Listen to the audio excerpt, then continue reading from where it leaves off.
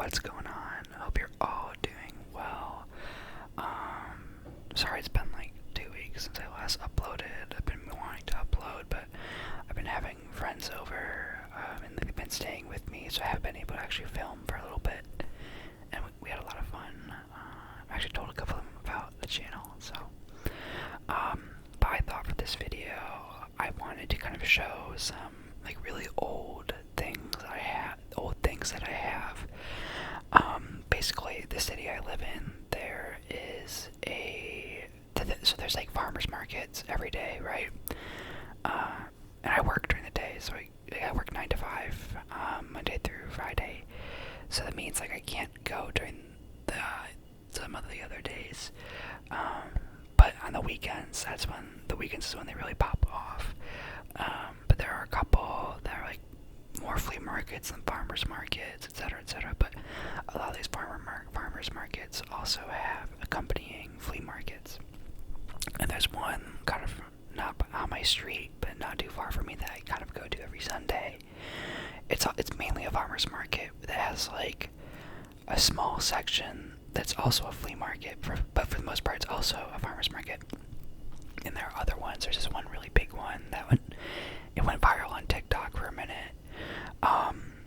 But I don't really trek out to that one because I've also heard that the Georgetown one is also a bit of like a like fit off. Like people try to outdress each other, and that's just not really my vibe at like 10 a.m. on a Sunday morning after going out, you know.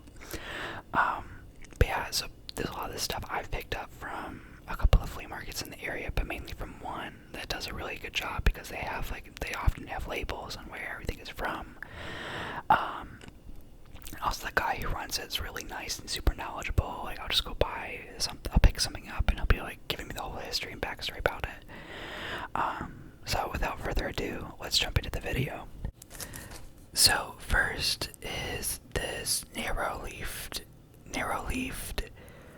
Cluidia. I have no idea if I'm pronouncing that right, but this is an antique hand-colored engraving from Curtis's Botanical Magazine, first published in 1787, and the longest-running botanical magazine in history. And this specifically is from volume 31, which was published in 1810.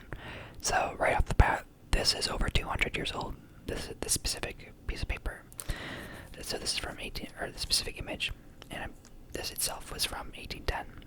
I asked the guy too. I was like, "Is this from 1810?" He was like, "Yeah." So, this is a narrow-leaved Cluitia.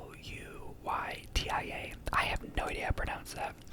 I just liked it because it reminded me of rosemary. I cook with rosemary all the time, and I just think it's also just a really cool plant too. I liked how it had the leaves. I liked how it had the narrow leaves here, and also some cool flowering going on. And it just reminded me both of like rosemary, but also just kind of more like a pine, like a nice pine plant, like a pine tree, sort of. But yeah, I don't really know much about it, but I just liked how it had the narrow leaves. I thought this was a nice picture. It hangs up in my bathroom. But yeah, okay. Next.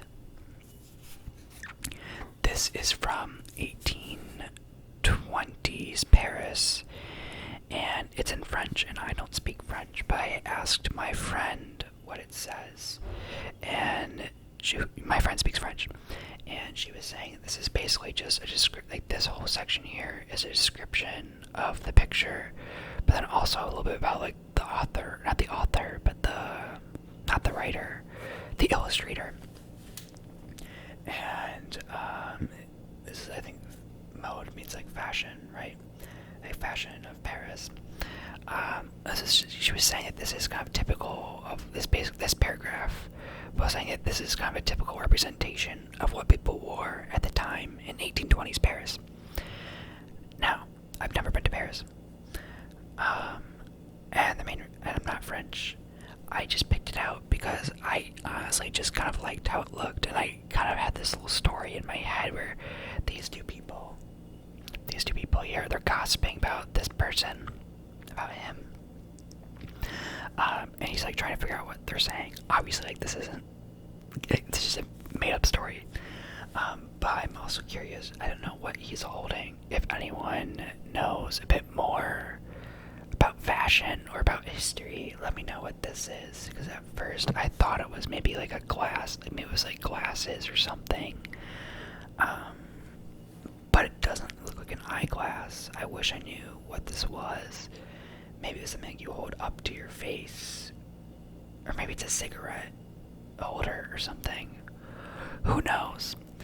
But yeah, I just picked it out because I just thought it looked kind of funny and looked kind of cool.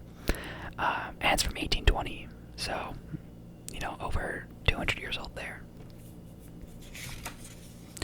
Okay, next I have this photograph of the United States Treasury building that I got when I was living in DC.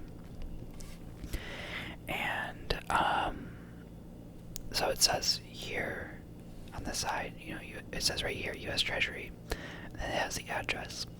So this is just two, I'm pretty sure, I think they're the exact same picture. And this is this says J.F.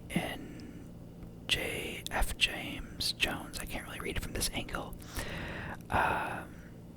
Stereoscopic views.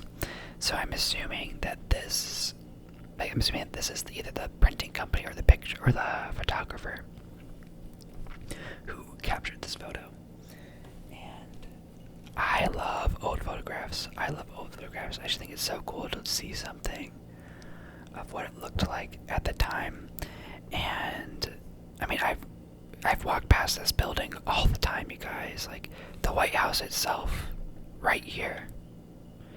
So, like, if you're looking at a map, if you're kind of looking at Pennsylvania Avenue, assuming Pennsylvania Avenue is here, the White House, where the United States President lives, right here, Treasury, there's a park here, another park further back, and then eventually you hit the Washington Monument. So, brief little, like, geography lesson about DC. There's nothing on the back. I wish I knew more about this picture. I mean, actually, the one thing on the back is there is a very small signature here. I wish I knew more about this. And the three, I'm assuming that means $3 when this was first sold. I did not pay $3. I think I paid like $10 for this. This hangs on my wall in a frame. It's just something I thought looked pretty cool. In itself, it's just very, it's very DC. But a lot of these from the stand that I go to, they have a very tiny piece of paper that I accidentally lost for this one. I have a couple other ones that I lost that says like when it's from and what. It gives like a nice little description of the object. And I just think it's interesting to learn. Okay, I want to talk about this letter opener that I have here. So vintage is anything that is over 20 years old, and this is from the year 2000, if you can see on there. And it has a nice little embossing, what's the word I'm looking for? Embossed image of the United States Capitol building. And they got this, two of my best friends got this for me as my going away gift when I moved to DC last year for the first time. Guys, honestly, like, get yourselves a letter opener. I use it all the time. Oh my god, I just dropped it again. Get yourselves a letter opener. I use mine all the time. I have a lot of mail from work that I will open up at my apartment when I'm working from home. And this thing is so helpful too. Just helpful to open up bills and stuff, and packages too. So I recommend getting a letter opener at some point in your life. This is just mine. Okay, next. This is not 200 years old. This one is only about 100 years old. So this is what's called a Vinegar Valentine, and the guy I spoke to was saying these were common in the 1930s.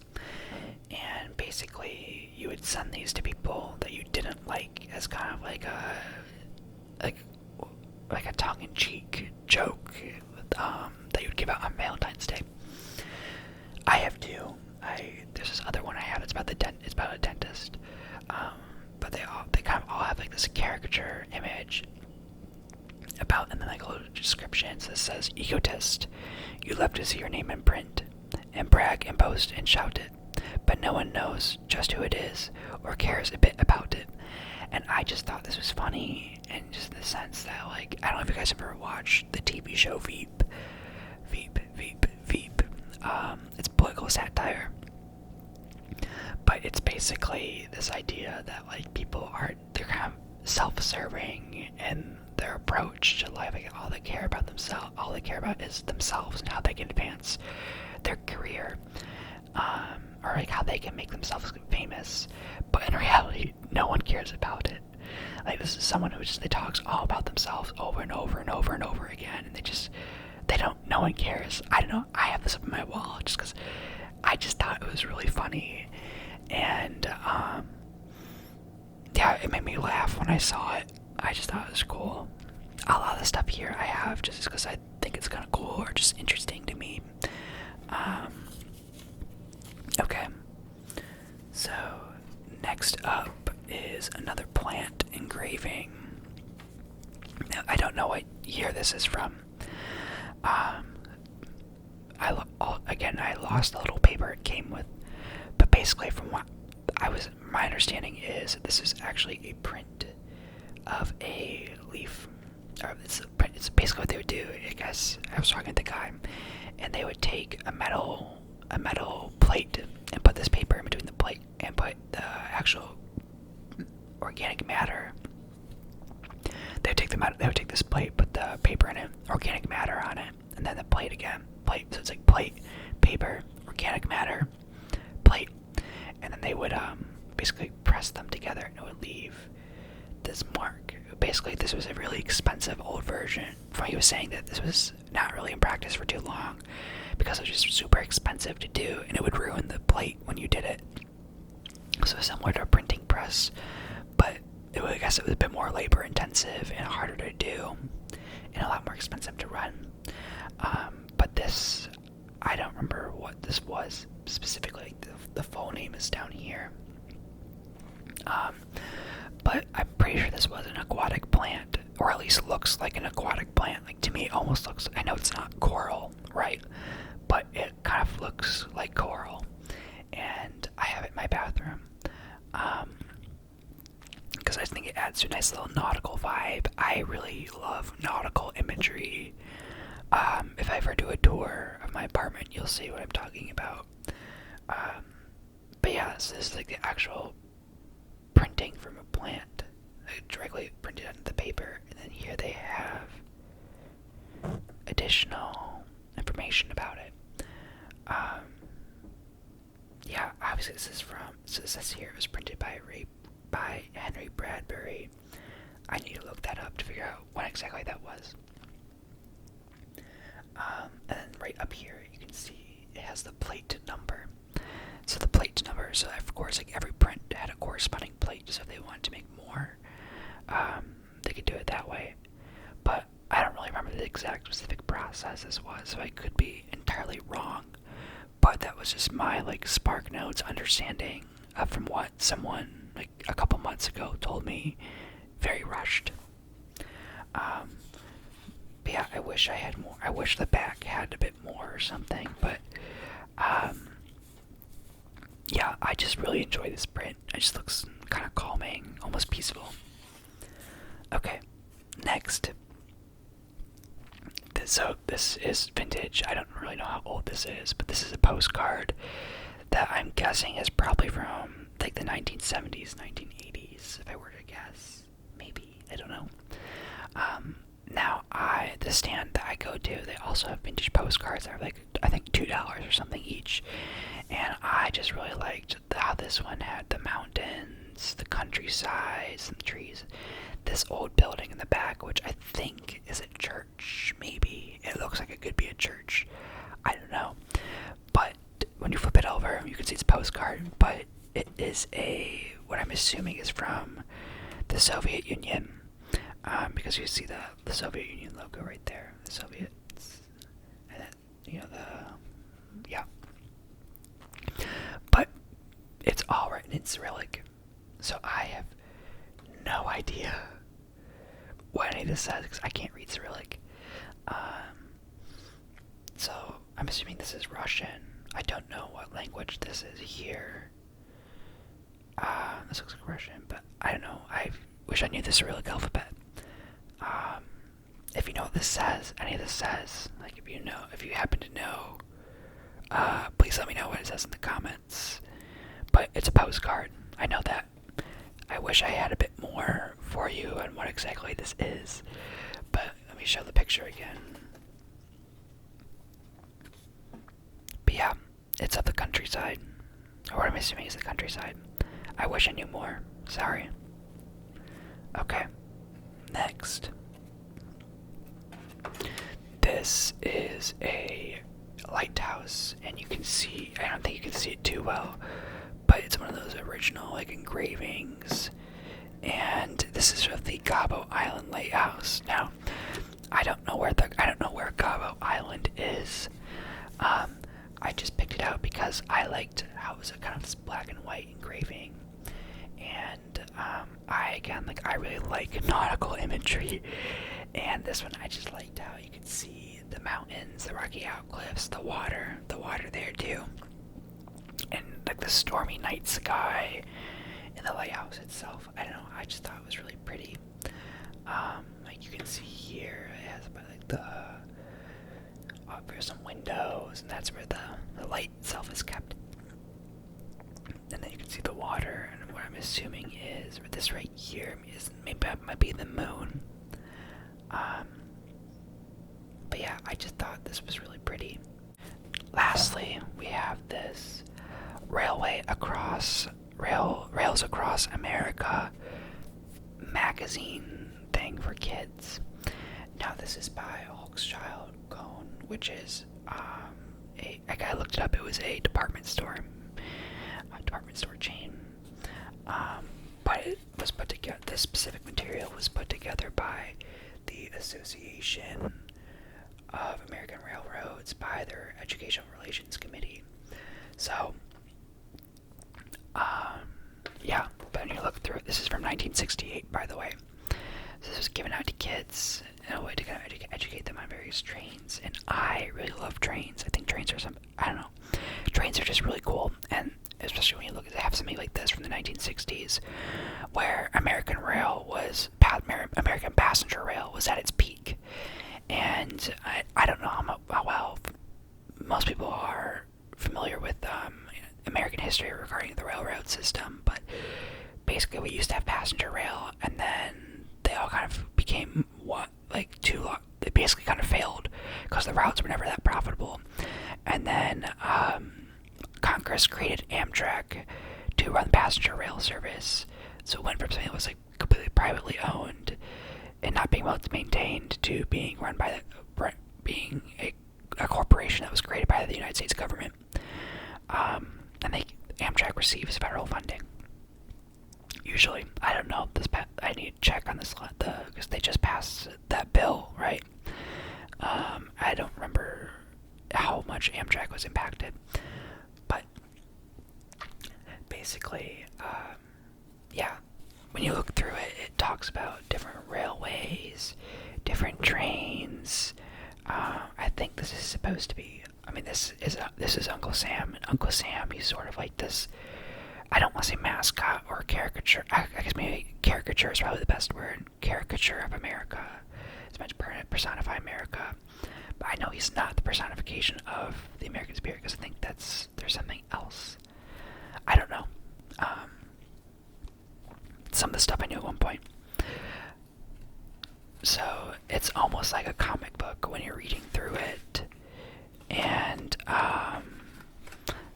this is something I would like to be able to have on display. I would love to be able to just have people be able to read through it, because I think it's cool. At the same time, I'm worried about this disintegrating, so I'll probably just frame it and put it on my wall in an area that's like not in direct light, because I would love to be able to just put this on my coffee table and have people casually flip through it.